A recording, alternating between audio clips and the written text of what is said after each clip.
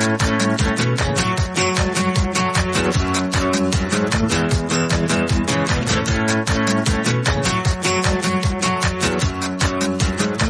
to the Books Applied podcast, presented by WSL Leadership. In this podcast, we talk about an awesome book and how to apply it to your work, sport, or life. I'm your host, Iggy Perillo. Thanks for joining me. Welcome to today's episode. Today, we're talking about the book Rest is Resistance, a manifesto by Tricia Hersey. And I am very thrilled to be talking with Lisa Alexander. We go way back. We haven't talked for maybe a decade or two, but that's okay. I'm so excited to be talking with you today. Lisa, can you introduce yourself to the listeners today? Hi, my name is Lisa Alexander. I'm a professor in the Department of African American Studies at Wayne State University, and I am excited to be speaking to you again after all of these years. I know, we just had a little reminiscence moment. We went to college together, people. It was a while back. We enjoyed it. We had some fun classes. We should reminisce about the classes. I think we were in one protest class together, an anti-politics class. Yes, which actually completely folds into what's going on college campuses now, because I ended up on the front page of the Des Moines Register for that protest, and which in the most unflattering picture I have ever taken in my life. Got hate mail for it as well. Some person didn't know how to spell the N-word correctly, which made me not at all concerned, but the dean of students was like very concerned. I'm like, whatever. Wow. But we were successful in what we were asking for, and our college gave us what we asked for. Yeah. Which is, if it's not an unreasonable demand, talk to your students. Right. Exactly. Well, I was looking for someone to talk. I read this book, Rest is Resistance, and thought it was really amazing and fascinating and super helpful and useful in many ways. And I was looking for a conversation partner, and you like dove in hard at the beginning. We're like, yes, I want to talk about this. And then we just spoke, and you were like, yeah, I'm following none of this advice, which is none of that at all. The world we live in a little bit. Tell me a little bit about how you came across this book. I feel like it was just like in the ether, and I'm like, oh yeah, I should read that. But your impressions, how you found this book or how it found you. I'm curious. So I did it backwards. Like, I had heard of the NAP ministry before I had heard of the book. So I had been reading these random pieces about this woman in Atlanta who had been hosting naps in these spaces all around Atlanta. And I was like, I am a believer in naps. And so I was like, that just sounds like the coolest thing ever.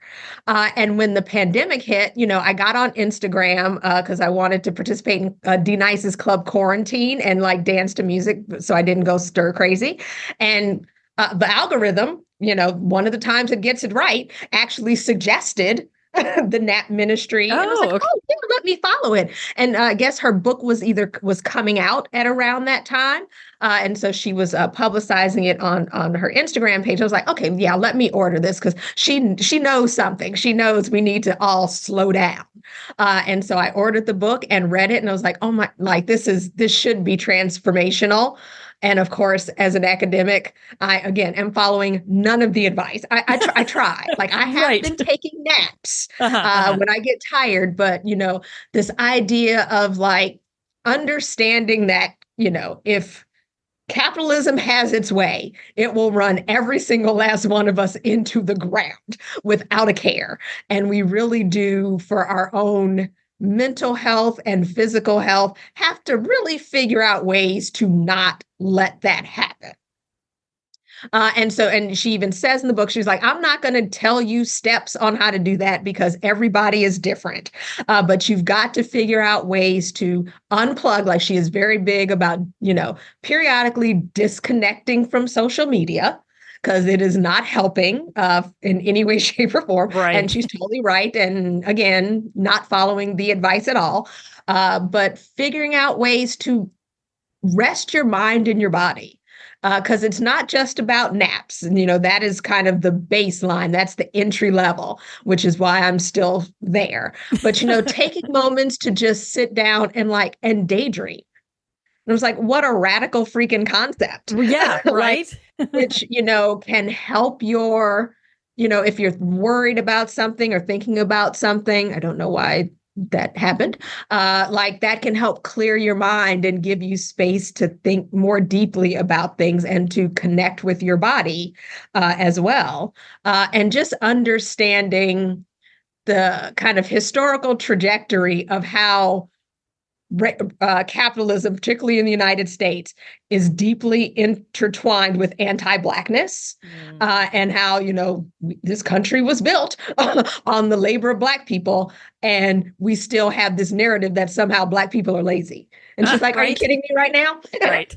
Yeah. Like, go ahead. She does like she talks about, I wasn't aware of the thing she was doing as part of the NAP ministry. I think I had maybe seen her social media or, here and there. I'm like, okay, here's this lady doing this cool thing. But she talks about it a lot more specifically in the book, where she literally invites people into a physical space to take naps. And so she plays some music. She said she has her sort of like nap playlist a little bit. And then she sort of walks around among the people while they sleep. And and you're thinking about it, just generally, you're like, wait, so a bunch of strangers go to a room and just lay down and take a nap. And literally, yes, that's what's happening.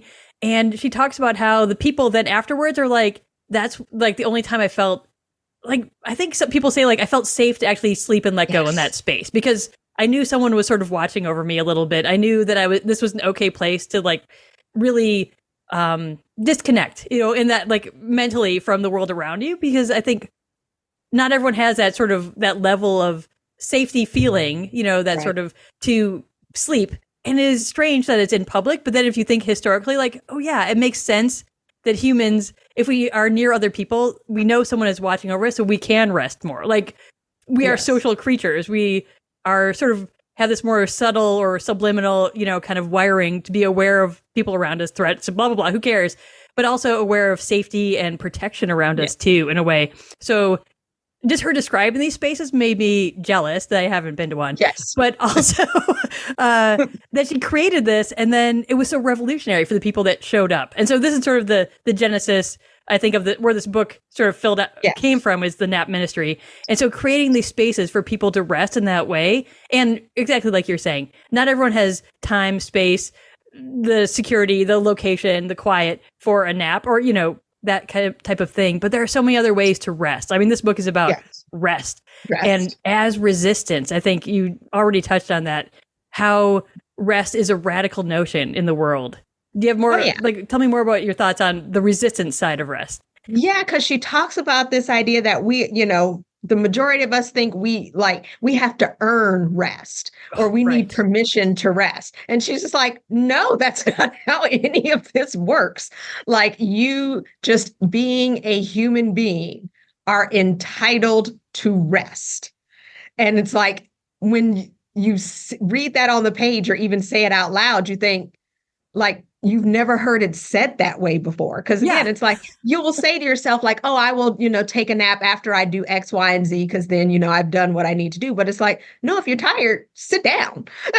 Like, you're going to accomplish less. And accomplishment should not be even the discussion. Like, if you are tired, and I think the consensus is we're all tired.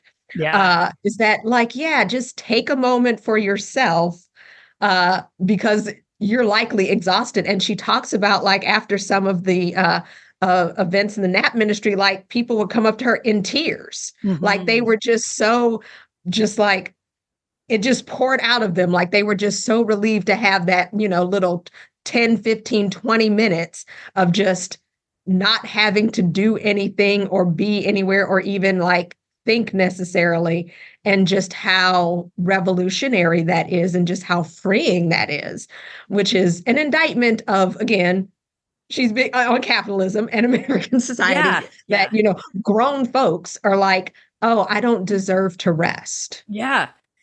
Or I can't, or even worse, I can't afford to rest. Right. And she's super clear that this is not rest so you can be more productive. Yes. Like, this is rest for the sake of rest. Rest as a right. And that is a radical idea, that you have a right to rest, right? There's this idea that you as a human should rest, broadly speaking. Like, you should do this, not to be more productive, not because someone owes it to you or you owe it to yourself. And I think she sort of goes along the edge of this sort of the self-care movement that has been co-opted by capitalism also. Like, here's how you do self-care. You buy this thing. Which is why she specifically does not give steps. I think that's the reason why. She's like, no, I'm not going to give you a step-by-step on how to do this. It is an individual practice. Yeah. And I'm not buying into this whole thing. Yeah. And she talks about one of her models was her grandmother, I think. Yes. And she spends time with her grandmother. And there's times where her grandmother just sits on the couch and like, I get this image of like, just folds her hands and is just quiet for like 10 minutes. And that's her grandmother resting / meditating / praying / I think any or all of these words are accurate to describe that moment, but she's just quiet and theoretically introspective or not. You know, I think there's this beautiful description of like, here's one way to rest. 10 minutes sitting there. Oh, you don't have 10 minutes? Great. Do a minute of this. Go for a walk. There are a million ways to rest and be in that unplugged personal state. And I think there's this funny, sort of the mindfulness movement that she sort of gets on a little bit where like, you don't have to clear your mind and force your mind to be blank. You don't have to think about the things and, ruminate. You don't have to it doesn't matter a little bit what is going on in your head during that time. What matters is that you're engaging in rest, whatever that means for you. I think I love that there's no steps. She's like, figure out what works for you. Good luck. But she's much more astute than saying just good luck. She gives a lot of context around why you should do this, but also the benefits for you are not to be more productive. The benefits for you are to like nourish yourself as a person. Yeah. And I know she has a second book that's either just come out or is coming out soon. Because I was looking it up again because I was like, is that book coming out soon?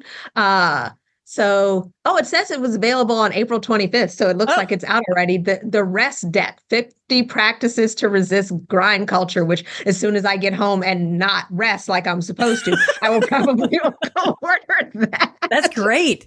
And I think, I suspect we know with some of those practices, they're going to be a wide range of things. Like, it's not going to be like, here's your step-by-step to rest. Like, that's not what that's going to be, I think. And mainly because she is so adamant about that in this book. Yes. But I think even in Rest is Resistance, talking about, these different ways to rest, how to rest, where to rest, it sort of doesn't matter, but it matters that you rest.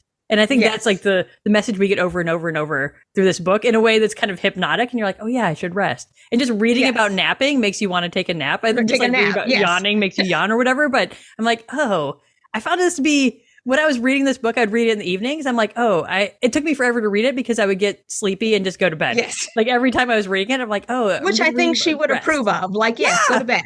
Yeah. I'm like, why am I staying up late to read this book? It's just very ironic, right? Like, I'm going to stay up late and force, read this Rest is Resistance book. I'm like, that's not the point. Like, you read about naps for a while. I'm like, okay, good night. I'm out. It was restful to read, but not like it put you to sleep read, right? Like, there's a difference there between this was so boring I fell asleep. It was actually so interesting and stimulating. But you wanted to keep reading it, but you're realizing again, I'm doing it wrong. Yeah, exactly. Don't do it wrong, people. Which just speaks to the readability of this book. There's a lot of great stories. There's a lot of great sort of, this really, I think, useful and interesting description of rest, the historical trauma of not rest, right? Yes. And that affects people of color. Yes. That affects women in our society in America today. Check. There's definitely like identities that are expected to not rest, or people who have been positioned to not be allowed rest or not be seen as rest is okay. Worthy of rest. Yes. And she is, even though she's very specifically coming from kind of a Black feminist, anti-patriarchy, anti-capitalism kind of point of view, it is a book that I think can speak to almost everyone.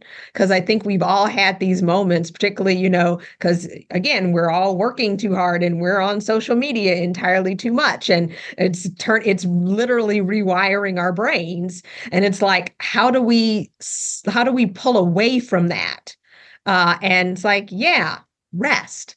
Like she talks about, and she's not the only one, you have to have these kind of social media detoxes where it's like you put the darn phone down for a day, a weekend, a week, if you can. Like she does it for a month. I think she says like once a year, she will take and I'm not there. My goal is like this summer, I'm going to start with a day. and we're going to like build from there and Start where see you're what at. can happen. Yeah. But That's great. because even she says, like, even if you curate, your feed to like the happiest things, because all I follow on Instagram are like accounts for cats and dogs and bunny rabbits, because it's like I want the algorithm to give me that. But I know, like, yeah, you're still getting the darn ads, so it's still not rest. It is still as cute and furry as the fur babies are. That's not the purpose. Well, and it's still So it's feeding like, your attention. yeah, It's still pulling your attention, even though it's kittens and puppies and bunnies, right? It's yes, still the attention economy working on you. yes. So I still have to put the phone down and daydream about stuff, and do that. Yeah, And I love so, what you're talking about as daydreaming as rest. I think I've had this space to work with people where I'm like, cool, here's your time to be literally alone in the woods and have like a quiet time working for Outbound, leading expeditions. People were literally, they had food, they had water, they had access to, they were warm. It wasn't like a survival situation. And people being like, well, what do I do? I'm like, whatever you want. You can write in your journal. There's no social media, there's no books, there's no, like sort of the classic outside stimulation of technology. Yeah. You look at the birds, you take a nap, you do whatever. And I think it's interesting to see people go through this sort of like stress around not having their phone or stress around not having access. And she even talks about this during her month of disconnect or her rest month away from social media and technology broadly. People get super pissed and are mad at her and are like, why didn't you write me back? And she has like autoresponders. She doesn't just like, ghost everyone for a month. She gives people like a heads up, like, yes, on these dates, I am going to be unreachable. And then, you got, and people are still mad. And it's just like, she told you. Yeah. And I think this also speaks to this theme that comes up a couple times in the book around people expecting rest. Her work is actually work, and people are like, oh, but it's about rest, so it's not really work, so I shouldn't have to pay you, right? Like this kind of interesting dynamic where she's actually a revolutionary, still doing labor, still bringing ideas forward, but people just sort of disregard them because, oh, it's about rest, it's fine, we can all do that. Why am I paying you to speak, or why am I paying you to like present for whatever organizations or groups or things like that? Yeah. And that's a big thing. And, she went to seminary, so she and went to graduate school. So she talks about kind of how the culture of graduate school and academia will do this to you. So it's like, all of those academic journals that folks read, we're submitting journal articles for that. We don't get paid for that. The folks who review those articles for publication, we don't get paid for that. The folks who edit those journals 9 times out of 10 don't get paid for that. So it's all of this labor going on in academia, and people yell at us like, oh yeah, you're a bunch of liberals and woke, and you're too woke, which we're not. Anyone who has ever worked in higher ed knows higher ed is not by any chance liberal by any definition. But it's like, it is a lot of unpaid labor, and a lot of that really falls on women and people of color, where it's like, oh, well, you can do this without being compensated. As much as you want to be anti-capitalist, you still have to pay your mortgage. Like, food's not free. Even McDonald's has gone up. So it's like, no, if you want folks to engage in labor, you need to compensate them fairly. And then when they tell you they are away from their computer, you need to respect that and not like send them 20 messages when you were very specific about, hey, I am not on my email at this time. I will get back to you in a timely fashion, which no one ever respects. Right. Well, I think there's this interesting separation that she is making in her own way, the difference between capitalism and engaging in commerce, right? Like money changes hands. That is the state of the US today, and probably for the foreseeable future. You need money to pay your mortgage, to get your food, to do whatever. I mean, it is possible that you are homesteading, growing your own food. Congratulations to the, people in America making that work for them. There's more than 3, I know.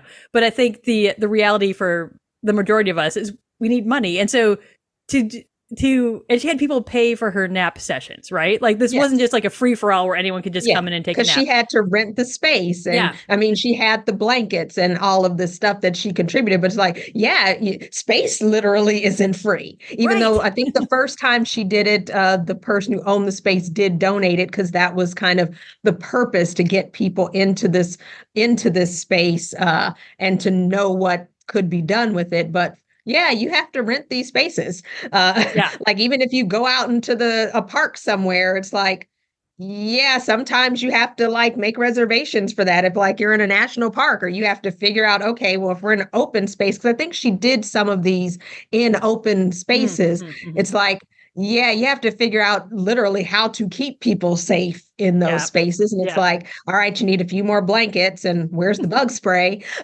Right. And the practical considerations. Yeah. And I think you're also like, there is expertise in telling someone how to rest. This is a best-selling book, right? It's not just like, I Yes. wrote this thing and published it myself and, made a couple posts. No, Like this no. is literally a best-selling book with ideas that are so radical that people's brains explode and they fall out of their head. And I think Yes. because the resistance part is real, that like you sort of know, you're like, oh yeah, I need to rest more. Like, oh, I'm a little tired. Like, oh, I'm overworked. Like, oh, I, to cut back on social media. Like we hear these things, but then to engage with like this at a level of deep personal expertise that she brings to it is Yes. revolutionary. I think in ways that are easy to blow off and be like, oh yeah, so then you're going to tell me to drink more water and you're going to tell me to eat healthy and you're going to tell me to take a nap, like whatever. But I think the historical context, the reality in the moment, and she doesn't even get into the physiological or the psychological effect. Like I guess psychological in the sort of general popular psychology sense, but she doesn't. This isn't a research study on like the biology of the human. It is like a study of the world and the society from a perspective of rest and history and the reality of today. Like it is very much grounded in the reality of today in a way that is interesting and makes it so much more relevant than saying people haven't rested for 100 years, period, done. Like that would be a super boring book. Like no one, who cares?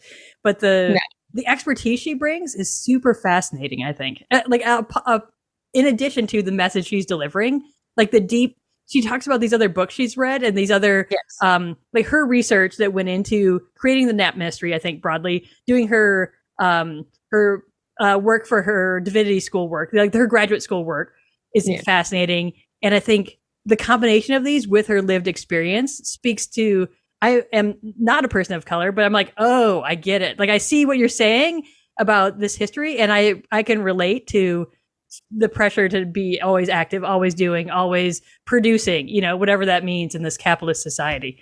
It is I just really appreciate her expertise in this area. Yeah. And she does it and she presents it in such a way, because I mean, again, academics can talk to only other academics, which is writing that I don't engage in and don't care for. And that's not what's happening here, but it's clear she's done the research. So she is embedded in kind of a Black feminist theological and kind of Black liberatory theology. But she's also bringing in the personal. So she talks about her father who would work, all of these hours, but would carve out this time before he went to work, not only to, read his Bible, because he was also a preacher and he did all of this extra work, doing ministry work for the congregation, but, waking up at like 4 o'clock in the morning to, be still before he started all of the other stuff. So even he knew, as he was completely overworked, and I think that was clear in the story, but he still tried to carve out that just small amount of time for himself. And even he realized, as he was also doing it wrong, like the rest of us, he still figured out, like, I need at least that moment before everybody else wakes up, before I have to go deal with this job that, is not really fulfilling. But I'm doing what I have to do to support my family. I'm going to take this moment and just like be. And yeah, we all need to at least do that. Like, let's start there. Yeah. Well, she talks about sort of the double, like he's expected to go to work, his sort of 9-to-5 job, which was pretty demanding. And then he's running this ministry. So he's expected to provide care for people, which kind of puts him on call all the time. Like, oh, someone's sick, someone's dying, someone in the church needs help with a thing. He's the guy that they called. So he would go like pretty much on call 24/7 to support his people. And I think this adds this layer of like, oh, if you're in a helping sort of space, and I think a lot of us in different ways are helping, not maybe as directly as being like, I run a ministry, so I have to physically show up and support my people. But we try to provide something useful and important to the people we work with, whether it's students or clients or, things like that. So so many of us work in this sort of helping, sort of patina of helping on everything we do.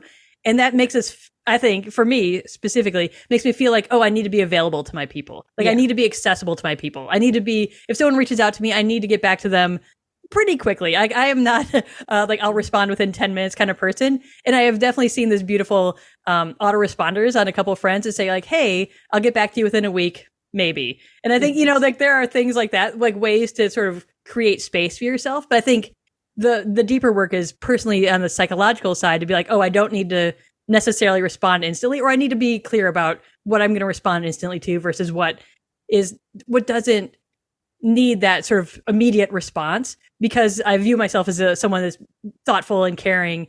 How do I actually still rest and have that space? And I think you made this beautiful point from that story. Like maybe you need to get up before everyone else at 4 and have that space, because the rest of the day your phone will be ringing, your email, you know, you'll get notifications, things will be happening. And so it's harder to create that during your day for many people, you know, just because of the demands of the humans around us can like literally walk in your room and be like, hey, blah, blah, blah, you know, or whatever, access you in different ways. Yeah. And, you know, as a teacher, it's like your students like expect for you to be on like all the time. Like if they email you at like 12 o'clock at night, and it's like they expect you to respond. And I started like years ago putting in my syllabus, like I'm a morning person, which means I am not up. Like when you're emailing me. So if you email me after 6 p.m., you will not get a response from me until the next day. Because it's like I have closed down the computer for work. And, you know, I'm not resting. I'm watching the news or doing X, Y, and Z. But it's like I can't be on 24/7. Yeah. And I was like, my response to you might come at 4 o'clock in the morning, because that's, again, when I'm awake. But you got to like, y'all need to step away from the computer, too, for, you know, just a few minutes. Yeah. Well, how did your people respond to those type of boundaries? Like I could see it going, depending on the person, some people being like, what? You're not going to get back to me? It's only 7 p.m. And you're like, yeah, I'm not. Or another people being like, yay, good job. And I suspect there's a range. Yeah, I don't think they care unless it's an emergency. But again, it's like, if it's an emergency, I'll see it the next day. Yeah. I mean, in the world of academia, there maybe are not immediately response emergencies, usually, like very few, I would think, in your world. And sometimes, like, if I'll see the email, like, you know, because we're, you know, all of the readings are up on, you know, Canvas. And if a student emails me at like 7 p.m. and says, oh, the link is dead, you know, I might still see that and go, okay, that's something I actually do need to fix right now, because that will impact, you know, if nobody can do the reading, which they may or may not be doing anyway, because you've only gotten one email that the link is broken and everybody's supposed to read it by tomorrow. So it's like, okay, well, let me go fix that. But it's like, if I, you know, because again, can't put the darn phone down. So I will still see the email, but it's like, I don't need to respond to this until tomorrow. I think I've tried to do I've turned off a lot of notifications on my phone. And I think similarly, I try to unplug, like get away from the work computer, log out as much as possible, you know, in reasonable business hours. And working for myself, like what are reasonable business hours? Who even know? Like, but without bringing intention to that, like I definitely have found myself being like 5, 6, 7, 8, 10 o'clock at night, being like, oh, I'm doing this cool thing and it's fun and it's useful and I'm writing my article, you know, I'm working on stuff that's fun, but I'm like, I don't actually still want or need, to work 12 hours a day. Like that's not, I mean, there's this part where it's like, personally, like I'm annoyed with myself. Like if a boss was asking me to do this, I'd be like, no, like or pay me a lot more. And I'm like, okay, I'm my own boss. I need to either tell myself boss no, or pay myself a lot more, whatever, you know. So however that works out, like having that sort of that sense of boundaries, I think is another theme from this book. Like what is okay and what is not okay? When are you available to everyone in the universe versus not available? There's this beautiful line from Edward Abbey, who never had a telephone in his house. Again, this is like 50 years ago, right? So back in the oldie days, people had phones in their house. And he didn't have a phone in his house because he said, I don't want a bell in my house that anyone in the world can ring anytime they want. But now we have that bell in our pocket that anyone in the world could ring anytime they want. And not just to talk to us, but just to tell us some random baloney or to show us a cat picture, which is sometimes awesome. But we can control that. We can turn down the phone. You know, we can literally, you can leave apps. I mean, just saying that, I think the internet is going to come after me. But I think you don't have to be on that service. You don't have to be on that platform. You can limit notifications, which is a very interesting world. you don't actually have to have your phone in your pocket with all the alerts on all the time. Like there are ways to sort of create that distance. And I think it's hard change for some people to make that separation. But as a person myself who, like, if you literally call me, I will listen to the voicemail later. No one leaves a voicemail, so that's super handy. But I just don't have the ringer on my phone. And I have, okay, like it has worked out okay for me. I don't get email notifications on my phone either, which is, I think, like a little more radical in the world of notifications, because I want to like look for my email when I want, versus I want my email to tell me to look at it. You know, I think it's just like, who's the boss of this? And it is messy because we want to be accessible. We want to be helping. We want to be useful. We want to have people have access to us, but screening that effectively is, I mean, in my mind, it's a little bit all or nothing, because it's hard to tell people just come to me for important stuff. They're like, well, this is important. I'm like, no, it's not. Like, I don't, you know. And it's amazing how quickly this happened. Because again, cell phones were not really a thing when we were in college. Yeah, right. What do we know about that? Ooh. Yeah, there wasn't even cable news in the dorms, because that was a big deal in the first Gulf War. Like people wanted information, and CNN was not in the dorms. And it's like, okay, yeah, that is a reasonable request. And it's like, yeah, smartphones were not a thing, but how quickly we are like glommed onto it and can't let it go, which is another reason why I think she's right. It's like, put it down, walk away, go look at nature, go stare into space or stare at the sky for a few minutes, and just let your brain relax. Yeah, it's okay to daydream, people. I mean, if nothing else from this conversation, set your little timer so you don't freak out. Daydream for 5 minutes. Like, it's good. Basically, it's good for you. I don't know why or how. I mean, we do know why or how. Like, but the act of separating is good for you. Whatever you think about, who cares? It might be good for you or not. Your brain will, I think, is like settling into like a different state to not have visual audio stimulation constantly. I think there's like, sort of this, we just like, oh, they're just out there watching the grass grow. I'm like, I would love to sit out there and watch the grass grow. Do it. Everyone should just watch the grass grow a little bit. That sounds like fun. Yeah. Fun. That sounds amazing. That sounds restful, right? And that is like, again, like the revolutionary resistance part to say, this is just my nature as a human has capacity for rest that I'm not meeting. So I need to like address that capacity deficit for myself. And I think we're basically getting to the point of like, no one will help you do this. No app, no technology. I think the funny, like there's this beautiful side of like apps that help you meditate or rest, or, like there are a million apps out there. Yes, I have one of those. Yeah. Which I think, I mean, maybe it's useful, and yet it's still like reinforcing your phone in your hand, in your life as an alarm, like that piece of technology is still there, and cool. Maybe that works. Great. Like, I don't think you can judge someone for not using a sundial instead of using their phone to keep track of something. Yeah. Like, whatever, do what works for you. And that time is still, I think we both are speaking into the space of like involving nature. She basically talks about like, here's some things that are good, like daydreaming, getting out in nature or interacting with nature or looking at nature, away from the screen technology world. I think are some sort of broad concepts she comes up with. And doing that in the way that works for you. Maybe it is using your phone to look at a picture of trees. Great. Like, whatever. Like, there are ways to be like, realistic. I'm in the Midwest. It's like, January walking outside in nature is not a thing I'm going to do because I don't like being cold. Right. But it's like, if I just sit down and either like stare at a wall or stare at my cat, who's like, why are you staring at me, lady? Or it's like, okay, fine. I will find a picture of, Pluto on the screen. It's like, okay, I can stare at that, even if it's a screen, but it's going to relax me or help ground me for a couple minutes, because, I'm not yet at the place where I can just kind of stare at a blank wall and have that work. Which is one of the reasons why meditation doesn't work for me. As she says, it's like, you can't, clear your head. And I was like, she's right. I can't do that. Yeah. My brain just won't shut off. Again, something else to work on. Yeah. Well, or not, or accept that like looking at a picture of Pluto works for you. I think there's this part where like we think we're doing it wrong, like a little bit, like, oh, if I haven't thrown my phone in the trash and gotten off of every app and just immersed myself in nature for 14 straight hours, then I'm doing it wrong. Like, no, like there are ways to do it right for you. And and I think it's okay to aspire to do it differently. I think there's this beautiful area of exploration of when was the last time you just hung out in nature and watched the leaves and the grass for 10 minutes, like, cool, try it out.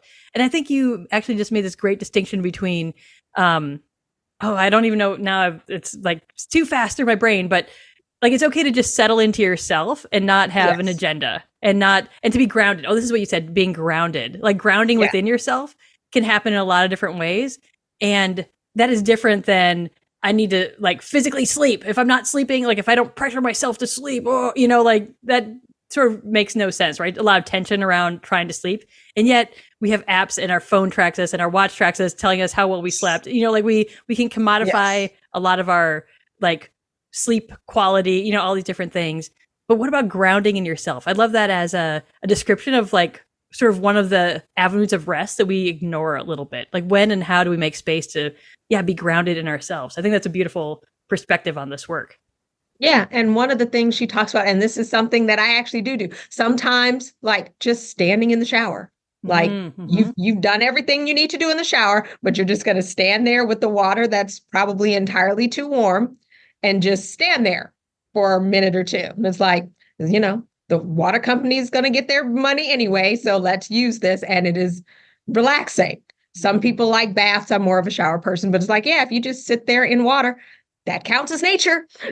Sure. Like, does that work for you? It can be relaxing. Yeah. I think there's this other side of like the commodification of rest and self-care where you're like, oh, I need to go on a vacation. Like I need to physically go someplace else. And there's definitely something to be said for breaking the habits you have in your local environment or, your local way of being. And I think the beauty of travel in that sense, which could be, I think staycation's also fantastic, but like getting out of your physical space can free you from the habits you have in that space. And I think like I think you and I both have like a space we consider our office, and that's like, this is a workspace. So my body is trained to work when I'm in this space. And they tell you about this a million different ways. Like don't have your office be where you sleep. Because those are different uses of a space. And I mean, for a big part of the pandemic, my office was this desk on the side of my bedroom because suddenly I'm at home and here's where I am, and I think I still could theoretically carve out like, if I'm sitting here, I'm at work. But if I'm on, the bed is not, it's hard. And we play these games with our mind. We can travel, but we set up a lot of expectations that are sometimes true and not about, well, I need to go someplace else so I can rest. But again, like you were saying, it's so easy to go someplace else. I have my phone. Anyone can get on, there anytime. Still, tell me whatever things are like basically impose their important level agenda in my like field of thought and view. Yeah. So creating that space for ourselves, to be grounded, to be in like with ourselves primarily, I think is still so radical to like prioritize ourselves and the state of ourselves in a way that is engaging intentionally versus like, oh, I'm hurt, this thing hurts, or oh, I feel pain because of this thing, here, or like, oh, I need to do this thing. Those are all sort of external priorities a little bit. Yes. But like that self-grounding, I mean, nature is a part of that, like studies, blah, blah, blah. We can whip out a bibliography on that. But I think the part of it that is still just so revolutionary is, what about yourself? And in a way that she does this greatly to talk about like, what about yourself? And not like, what about yourself at the expense of everything else? Like, what about yourself as a thing of value intrinsically? Yes. Because, again, folks who are working, the working poor who are working 2 jobs, who may or may not have decent health care are like, what am I supposed to do with this? I have to do X, Y, and Z just to keep a roof over my head and food on the table. But it's like, you will burn yourself out. And that is a shame for a whole host of reasons, not the least of which that you are no longer in this universe. And we have gotten to a point where we don't value you as a human being that needs to occasionally prioritize oneself. And so there is this disconnect because we are just seen as workers. And it's like, and that doesn't serve us well as human beings. Yeah. That even if you are not religiously minded, just this idea that, we are a part of the universe and deserve to have all of the things that we need to thrive as part of that universe. And rest is one of those things that we need to thrive. Yeah. And she makes it super clear. Like, you might literally have 2 jobs, people to take care Yeah. of, family commitments, work commitments, all these different things. So what does rest look like for you? And I mean, this is where she comes back to the story of her grandmother who sat on the couch for 10 minutes. Like, that was her grandmother. I ride the bus from time to time around town. And I think it's fascinating that people on the bus are on their phone, on their phone, on their phone. And I noticed that because I'm not on my phone on the bus. Like, and I mean, is every bus ride an opportunity to like look out the window? I'm like, sometimes I need to actually keep track of where my stop is or whatever if I don't know quite where I'm going. But I think there are maybe more spaces than we give ourselves credit for to create that space, like that 2 minutes in the shower of just being there, just standing present in the water. Like, there are ways, I think, to carve that out. And she doesn't prescribe like, oh, it needs to be 10 minutes and needs to have blah blah blah. Like, who cares? 2 minutes in the shower, great. A minute and a half on the bus where I just look out the window, awesome. Like, there are different ways we can do this that are relevant and like meaningful, even though we have commitments, we have to work, we have to, like the have tos that pull at our lives in ways that we can't easily disentangle from and just unplug for a month at a time, which is beautiful. Like, let's go unplug for a month at a time. And for the rest of us, also, let's do what we can where we are with the space we have. Get up a couple minutes early. Like, getting up at 4, great. Ooh, that, I'm sure there are people who are like, absolutely not. Get up 20 minutes early, maybe the place to start. There are different ways. Like, there are so many ways to engage in rest, which is a beautiful part of this book. Like, there are ways to do it that are meaningful and relevant to you that may not be meaningful or relevant to someone else. And who cares? Yep. As long as it works for you, that's what she's trying to say. Like, again, why she's not giving you a list. Like, you will figure out what works best for you. It might take some trial and error and some experimentation, but it's like she has faith in us. Yeah, I know. Who writes a book that has faith in people anymore? What's that about? Like, who are you? But yeah, she believes in us and is like, yes, we this is something we can do. And like, yay. So yes, I'm trying to validate her faith in us by showing, yes, we can actually do this. Yeah. You were not wrong about humanity in this respect. Yeah. And this part around like, am I doing it right? Like, I think there's this question. People like a list because then they can know they're doing it right. Like, you're doing it right if you are resting. Like, that's it. Yeah. Like, it doesn't matter. Anything else is not actually relevant to the am I doing it right perfectionist piece of people's mindset. Like, well, I need to do it right. I need to do blah, blah, blah. Like, okay, if that feels right to you, I think there's this level of irony she talks about a little bit, like people getting stressed about how much rest they're getting, right? And you're like, which is me right now. Yeah. And so you're adding layers of stress onto like, I'm not resting enough. Cool. That you're doing it wrong, but whatever. Like, we do it wrong all the time. We stress ourselves out about the rest we're not getting instead of, cool, what do I have right now? 2 minutes and great. That's what I got. Here's what I'm going to do for 2 minutes. Just sit still and daydream. Great. Like it can be so simple and so easy. And we don't need to stress ourselves out about doing it wrong. And we don't need to stress ourselves about doing it right. Because I think, again, you made this great point. We might need to experiment, see what works. Can I stare at a wall? Maybe. Can I look out a window? Maybe. Can I just look at the ceiling fan for 3 minutes? Great. Who knows? Like, whatever it is we have to just try it out. And I think we're so used to not resting. I think it's going to be hard to know if we're doing it right because like we literally don't know what we're doing because we're not used to it. and like, what benefit are we supposed to see? I think there's like, again, this sort of mindfulness industry that's like, well, here are your benefits, are the XYZ. Like, well, what are the benefits of rest? If it's not to be more productive, like, is the benefit just being grounded in yourself? Like it's sort of this interesting like layer of like capitalism on rest, right? Like, well, how do I know I'm doing it right? What are my metrics? What are my blah, blah, blah? Like, there sort of aren't any. I don't know. What are your thoughts on like how I know if I'm doing it right?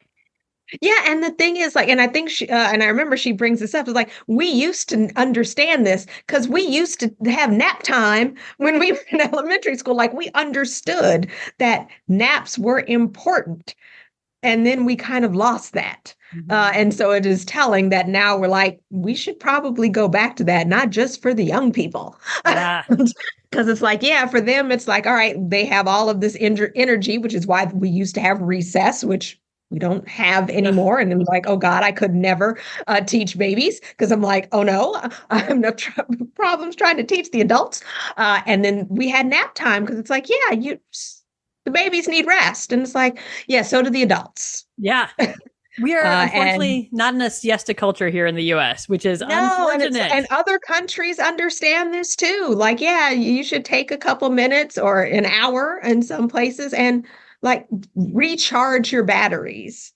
And even if you're not doing it to be more productive, because again, it's like that's not the goal, but it's like even just to exist, you need something in the tank. Or else you will burn yourself out and become exhausted, and then you are no good to yourself or no good to the people around you. And so, yeah, that is why we have to go back to that. And again, so what I've started doing, it's like, because if I'm waking up at 4:00 in the morning, I'm going to bed at like 8:39. But, if I get to the point where it's like 7:00 and I'm looking around, like I've done everything I need to do today. I'm like, you know what? I'm grown. I'm going to bed. And people are like, and I'm just like, yeah, if I've done what I need to do today and I'm like, don't want to engage in anything else, like, yeah, I don't care. I'm almost 50 years old. If I want to go to bed at 7:00, I can go to bed at 7:00. Normalize early bedtimes. It's so great. Because that's part of the rest. Because like, okay, this is a time that I have to rest and I'm going to take it. Yeah. I love it. I love it. We do need to wrap up this conversation. It's been so awesome talking with you, Lisa. I'm so glad we were connected over this book. And yeah, thanks so much for joining me on the podcast. I'm really happy we got a chance to have this conversation about this like very awesome and very cool book. Yes. Thank you for having me. It was great talking to you.